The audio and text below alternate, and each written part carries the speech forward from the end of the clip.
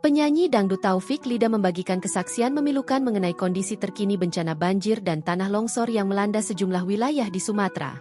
Taufik yang saat kejadian sedang berlibur di Aceh Tengah menggambarkan situasi di sana masih sangat mencekam. Menurutnya, ancaman terbesar bagi para korban selamat saat ini adalah kelaparan. Bisa kita bilang banyak yang selamat dari bencana, tapi kesulitan dalam kelaparan, ujar Taufik saat ditemui di Jakarta Selatan, Jumat, 5 Desember 2025. Kondisi anak-anak, sebagian yang belum terjamah bantuan, memang sangat kelaparan, makan apa yang ada, lanjutnya.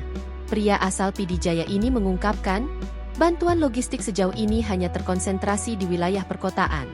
Sementara itu, daerah-daerah terisolir di pelosok belum mendapatkan penanganan memadai. Bantuannya sangat kurang sekali, belum terjamah ke lokasi-lokasi yang memang terisolir. Jadi bantuannya cuma di kota saja, kata Taufik. Ia mencontohkan kondisi di Kecamatan Bintang, Aceh Tengah, yang terisolir total akibat longsor, serta beberapa kecamatan di Aceh Tamiang yang jauh dari pusat kota. Taufik berharap masyarakat Indonesia dapat menyalurkan bantuan melalui lembaga terpercaya agar logistik bisa segera sampai ke tangan warga yang membutuhkan. Data Badan Nasional Penanggulangan Bencana, BNPB, per 5 Desember 2025 sore ini mencatat jumlah korban tewas banjir Sumatera telah menjadi 867 orang. Download Tribun X sekarang, menghadirkan lokal menjadi Indonesia.